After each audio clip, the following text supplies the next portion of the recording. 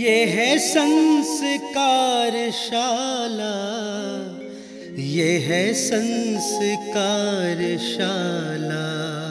इस कार्यक्रम के पुण्यार्चक हैं स्वर्गीय स्वरूप चंद जी जैन की स्मृति में विमलेश जैन, उषा जैन, नितिन जैन, मेघना जैन, नीतू गगन, आदित्य जैन, अनुष्का एवं समस्त मार्संस परिवार आगरा, श्री कुंदनमल सुशीला देवी छाबड़ा, पुत्र संजय कुमार, डिम्पल देवी, अजय कुमार, मनीषा देवी, सुनील कुमार, बीना देवी, पौत्र नमन जैन, मानव जैन, मेहुल जैन, तनिष जैन, पौत्री रितम जैन, ग्लोरी जैन, हनी जैन एवं समस्त छाबड़ा परिवार, महावीर फार्मेसी, इम्फाल, मणिपुर।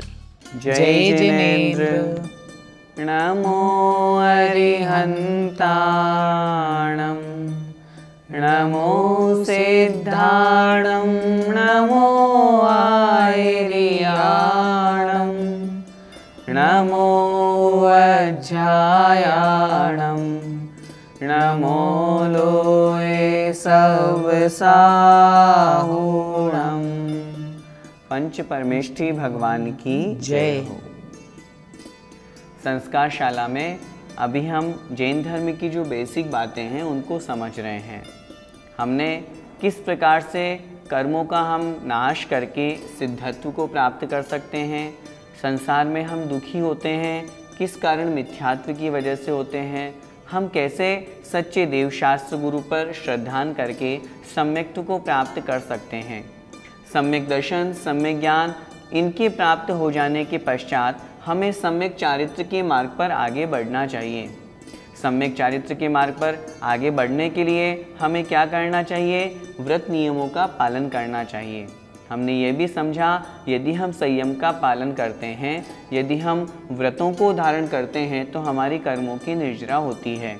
कर्मों की निर्जरा होने से हमारी आत्मा का कल्याण होता है। हम व्रतों का पालन तो करना चाहते हैं, चारित्र की तरफ अग्रसर होना चाहते हैं, लेकिन उसके लिए हमें क्या करना पड़ेगा? उसके लिए हमें प्रतिमाओं को धारण करना पड़ेगा।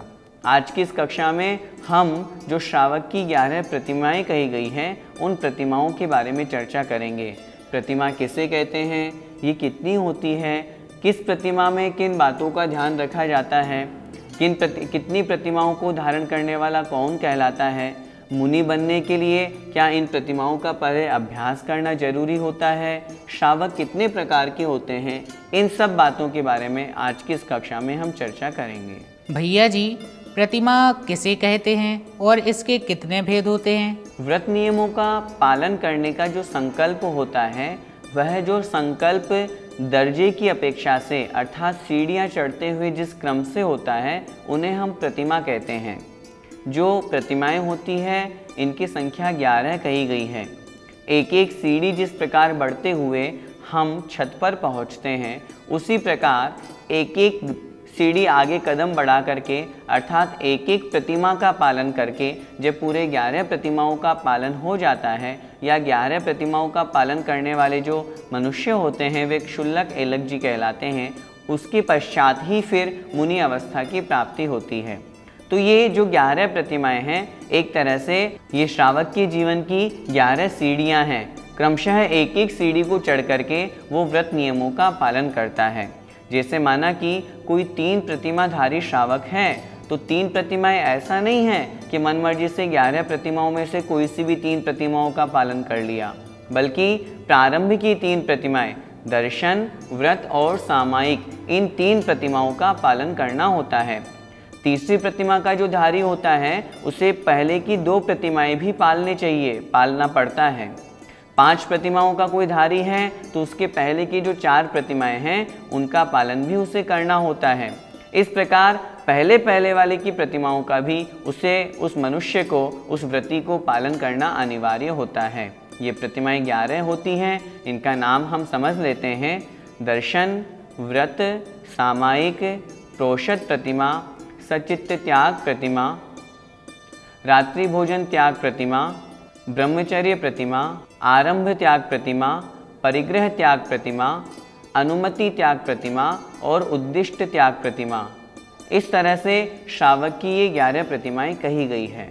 भैया जी, इन 11 प्रतिमाओं में से प्रारंभ की 3 प्रतिमाओं का स्वरूप समझाइए। 11 प्रतिमाओं में सबसे प्रारंभ की जो 3 प्रतिमाएं हैं दर्शन प्रतिमा, व्रत प्रतिमा और सामायिक प्रतिमा, इनके बारे में हम समझते हैं। सबसे पहली प्रतिमा है दर्शन प्रतिमा। दर्शन प्रतिमा से तात्पर्य है सम्यक दर्शन की प्राप्ति। दर्शन से यहाँ भगवान के दर्शन मत लगाना, दर्शन से तात्पर्य है सम्यक दर्शन। सम्यक दर्शन का जो निरतिचार पालन करता है, किसी प्रकार का कोई दोष नहीं लगाता है, श्रावक के अष्टमूल गुणों का जो पालन करते हैं, भगवान जिनेंद्र की भक्ति पूजन करते हुए किसी प्रकार से सांसारिक सुख की वांछा नहीं करते हैं, अपने सम्यक दर्शन को हमेशा बढ़ाते रहते हैं, वे कहलाते हैं दर्शन प्रतिमाधारी पहले नंबर के श्रावक। तो पहली प्रतिमाधारी जो श्रावक होता है वह अपने सम्यक दर्शन को मजबूत करता है, क्योंकि जब तक सम्यक दर्शन नहीं है तब तक कुछ भी नहीं है। हम आपसे बार बार कह रहे हैं, सिर्फ इसी कक्षा में नहीं, पहले भी आपको समझाया गया है, सम्यक दर्शन सबसे पहले मूल है, जड़ है। यदि सम्यक दर्शन नहीं है तो हम कितनी भी पूजा कर लें, कितना भी व्रत उपवास कर लें, वो सब निरर्थक है, कोई काम का नहीं है। इसलिए कहीं पर भी चर्चा आएगी तो सबसे पहले सम्यक दर्शन की ही आएगी। सम्यक दर्शन को धारण करने के पश्चात दूसरी प्रतिमा होती है जिसका नाम है व्रत प्रतिमा। व्रत प्रतिमा के अंतर्गत श्रावक अपने श्रावक के 12 व्रतों का पालन करते हैं। हम पहले की संस्कार शाला में पढ़ चुके हैं 5 अणुव्रत, 3 गुणव्रत और 4 शिक्षा व्रत। 5 अणुव्रतों में अहिंसा अणुव्रत, सत्य अणुव्रत, अचौर्य अणुव्रत, ब्रह्मचर्य अणुव्रत और परिग्रह परिमाण अणुव्रत। 3 गुणव्रतों में दिग्व्रत, देशव्रत और अनर्थ दंड व्रत। 4 प्रकार के शिक्षा व्रतों में सबसे पहले सामायिक, प्रोष्ठोपवास, भोगोपभोग परिमाण और अतिथि समविभाग। इस तरह से जो श्रावक के 12 व्रतों का पालन करते हैं, निरतिचार, अतिचार नहीं लगाते हुए, वे कहलाते हैं व्रत प्रतिमा के धारी, 2 प्रतिमाधारी श्रावक। तीसरी प्रतिमा का नाम है सामायिक प्रतिमा। सामायिक प्रतिमाधारी जो श्रावक होते हैं वे प्रतिदिन प्रातःकाल, मध्याह्न काल और सायंकाल सामायिक करते हैं, कम से कम 2-2 घड़ी। एक घड़ी होती है 24 मिनट की, तो कम से कम 48 मिनट तो उनको एक स्थान पर बैठ करके पूर्व या उत्तर दिशा की तरफ मुख करते हुए सामायिक की जो विधि शास्त्रों में कही है उस अनुसार वो सामायिक करते हैं। उसमें वो भले ही नमोकार मंत्र की माला जाप करें अथवा किसी वस्तु का चिंतन करें, तीर्थ यात्रा का चिंतन करें, कुंडलपुर के बड़े बाबा का, गोमटेश्वर बाहुबली भगवान का, किन्हीं का भी चिंतन किया जाता है एक निश्चित समय के लिए एकाग्र चित्त होकर के। ऐसा नहीं है कि मन को चंचल कर रहे हैं, बैठ गए और मन में विचार कुछ और चल रहा है अथवा शरीर से हिलडुल रहे हैं। इन सब से दूर होकर के अपने मन वचन काय को एकाग्र करके निश्चित समय के लिए जो ध्यान किया जाता है वह सामायिक कहलाती है। तो जो तीसरी प्रतिमाधारी का श्रावक होता है वह 3 समय उसका सामायिक करने का नियम होता है। इस प्रकार इन 3 प्रतिमाओं के बारे में हमने समझा। भैया जी, 3 प्रतिमाओं का पालन करने के पश्चात श्रावक चौथी, 5वीं और 6ठी प्रतिमा में क्या करता है? 3 प्रतिमाओं के पालन के पश्चात चौथी प्रतिमा का पालन वह श्रावक करता है। चौथी प्रतिमा का नाम है प्रोषद प्रतिमा। प्रोषद प्रतिमा के अंतर्गत वह श्रावक प्रोष्ठोपवास करता है। उत्कृष्ट प्रोष्ठोपवास शास्त्रों में लिखा है, सप्तमी के दिन एकासन, अष्टमी के दिन उपवास और नवमी के दिन एकासन। इसी प्रकार चतुर्दशी की अपेक्षा से लगाएं, त्रयोदशी के दिन एकासन, चतुर्दशी के दिन उपवास और पूर्णिमा अथवा अमावस्या के दिन एकासन। यह उत्कृष्ट प्रोष्ठोपवास कहा गया है।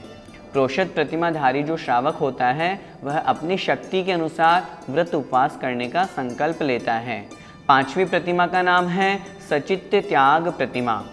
सचित्त त्याग प्रतिमा का जो धारी श्रावक होता है वह किसी भी सचित्त वस्तु का भक्षण नहीं करता। जो फल फूल आदि उसे ग्रहण करना है, जो शाक सब्जी उसे ग्रहण करना है, वो उन्हें अचित्त करता है।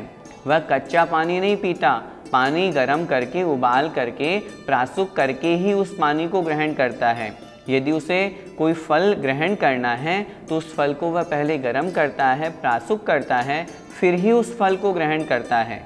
तो जो 5वीं प्रतिमाधारी श्रावक होता है वह सचित्त फलों को अथवा सचित्त सब्जियों को अथवा सचित्त जल आदि को ग्रहण नहीं करता है, इनका त्याग कर देता है और अचित्त वस्तुओं को ही ग्रहण करता है।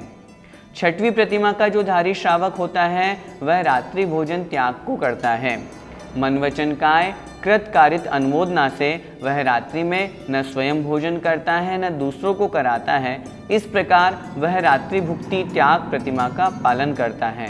तो जो श्रावक होता है वो इस प्रकार छहों प्रतिमाओं का, जो छठवीं प्रतिमा को धारण करता है वो इससे पूर्व की 5 प्रतिमाओं का भी पालन करता है। भैया जी, आपने छठी प्रतिमा का नाम रात्रि भोजन त्याग प्रतिमा बताया, तो क्या फिर 5वीं प्रतिमा तक उसका रात्रि भोजन का त्याग नहीं होता? रात्रि भोजन का त्याग तो जब उसने प्रतिमाओं को पालन करने का संकल्प नहीं लिया था तभी हो गया। हम और आप जैनी हैं, रात्रि भोजन का त्याग तो हमारे अभी ही है। यदि अभी ही प्रतिमाओं का पालन नहीं है तो भी पानी छान करके पीना, रात्रि भोजन का त्याग करना, नित्य देव दर्शन, ये तो हमारे कर्तव्य हैं, ये तो हमारी पहचान है। तो रात्रि भोजन का त्याग तो सामान्य व्यक्ति के पहले ही होता है। लेकिन जब छठी प्रतिमा की बात करते हैं तब उस समय वह श्रावक कृत कारित अनुमोदना मन वचन काय तीनों से रात्रि भोजन का त्यागी होता है। रात्रि में बने हुए भोजन को भी नहीं खाता, रात्रि में भोजन भी नहीं करता। वह उसके घर में कोई मेहमान आदि आते हैं तो वह उन्हें भोजन के लिए भी नहीं पूछता, उन्हें भोजन भी नहीं कराता। यदि कोई कर रहा है तो वह उसकी अनुमोदना भी नहीं करता। रात्रि भोजन त्याग प्रतिमा में उसने रात्रि भोजन तो पहले ही छोड़ दिया, लेकिन विशेष रूप से यहाँ पर मन वचन काय एवं कृत कारित अनुमोदना, इन 9 कोटि से रात्रि भोजन का त्याग कराया जाता है। इसलिए इसे रात्रि भुक्ति त्याग प्रतिमा के रूप में जाना जाता है। भैया जी, अब आगे की प्रतिमाओं का स्वरूप समझा दीजिए। 6 प्रतिमाओं का स्वरूप हमने समझ लिया। 7वीं प्रतिमा का नाम है ब्रह्मचर्य प्रतिमा, अर्थात अब्रह्म का पूर्ण रूप से त्याग। 7वीं प्रतिमा का जो धारी श्रावक होता है वह अपनी स्त्री का भी त्याग कर देता है, अपनी पत्नी का भी त्याग कर देता है, अर्थात मन वचन काय कृत कारित अनुमोदना से स्त्री मात्र का त्याग कर देना, यह ब्रह्मचर्य प्रतिमा कहलाती है। 6वीं प्रतिमा तक तो वह घर में रहता है, स्त्री के साथ में रहता है, लेकिन 7वीं प्रतिमा में उसके द्वारा स्त्री का मात्र का समस्त त्याग कर दिया जाता है। माताओं बहनों की अपेक्षा से पुरुष का पूर्ण रूप से त्याग कर दिया जाता है। ये कहलाती है 7वीं ब्रह्मचर्य प्रतिमा। 8वीं प्रतिमा है आरंभ त्याग प्रतिमा। आरंभ का मतलब हिंसा। अब 8वीं प्रतिमाधारी जो श्रावक होता है वो पहले व्यापार करता था, खेती करता था, नौकरी करता था, लेकिन अब वह पूर्ण रूप से आरंभ का भी त्याग कर देता है। किसी भी प्रकार से मन वचन काय कृत कारित अनुमोदना से हिंसा नहीं करता। ये कहलाती है 8वीं आरंभ त्याग प्रतिमा। 9वीं जो प्रतिमा है इसके अंतर्गत परिग्रह त्याग प्रतिमा कहा जाता है। परिग्रह में जो उस श्रावक को अति आवश्यक वस्तु है, जिसके बिना उसका काम नहीं चल सकता, उतनी सी मात्र वस्तुएं वह अपने पास में रखता है। शेष सभी परिग्रह का वह त्याग कर देता है। जो त्यागा उसके प्रति उससे कोई ममत्व भाव नहीं होता, और जो अपने पास में है उसमें भी बहुत कम राग करता है, अधिक आसक्ति उससे नहीं करता है, वह कहलाता है परिग्रह त्याग प्रतिमाधारी 9वीं प्रतिमा का धारी श्रावक। अगली 10वीं प्रतिमा है अनुमति त्याग प्रतिमा। अनुमति त्याग प्रतिमा का जो धारी श्रावक होता है वह अब किसी भी प्रकार की हिंसा आदि कार्यों को, व्यापार आदि कार्यों को करने की अनुमति भी नहीं देता। घर में तो रह सकता है, लेकिन घर में रहते हुए भी बड़ा उदासीन रहता है, अथवा किसी ऐसे स्थान पर जहां उसकी चर्या का पालन हो सके, मंदिर आदि में भी वह 10 प्रतिमाधारी श्रावक निवास करता है, वहां पर रह करके किसी भी प्रकार की अनुमति नहीं देता। अपने भोजन के लिए स्वयं नहीं कहता, जब उसे कोई बुलाने आता है, निमंत्रण देता है, तभी वह वहाँ पर भोजन ग्रहण करने के लिए जाता है। 11वीं प्रतिमा का नाम है उद्दिष्ट त्याग प्रतिमा। उद्दिष्ट त्याग प्रतिमा के जो धारी होते हैं उन्हें हम क्षुल्लक अथवा ऐलक महाराज जी कहते हैं। अब इन्होंने घर का भी त्याग कर दिया। अब ये मंदिर में अथवा किसी संघ में निवास करते हैं, वहाँ पर रह करके अपनी चर्या का पालन करते हैं। अपने उद्देश्य से बनाए हुए किसी भी वस्तु को ग्रहण नहीं करते हैं, न किसी को कहते हैं कि मेरे लिए तुम ये बनाओ या मेरे लिए यह कार्य करो। इस प्रकार जो 11वीं प्रतिमाधारी श्रावक होता है वह एकमात्र खंड वस्त्र को ग्रहण करता है। एलक महाराज जी एकमात्र खंड वस्त्र लंगोट को ग्रहण करते हैं। क्षुल्लक महाराज जी जो होते हैं लंगोट के साथ में एक चादर भी अपने पास में रखते हैं। तो जो 11वीं प्रतिमाधारी श्रावक होते हैं वे उत्कृष्ट श्रावक कहलाते हैं। क्षुल्लक और एलक पद को वे प्राप्त होते हैं और फिर इसकी पश्चात ही जब आगे की क्रिया या आगे बढ़ते हैं तो फिर यहाँ से सीधे मुनि पद प्राप्त किया जाता है। इस प्रकार ये 11 प्रतिमाओं का संक्षिप्त में हमने स्वरूप समझा। भैया जी, तो क्या क्षुल्लक जी और एलक जी साधु परमेष्ठी में नहीं आते? नहीं, साधु परमेष्ठी में तो जो 28 मूल गुणों का पालन करते हैं वे ही आते हैं। क्षुल्लक जी एलक जी तो उत्कृष्ट श्रावक हैं। हमने जो अभी पढ़े ये 11 प्रतिमाएं किन की होती है? श्रावक की होती है।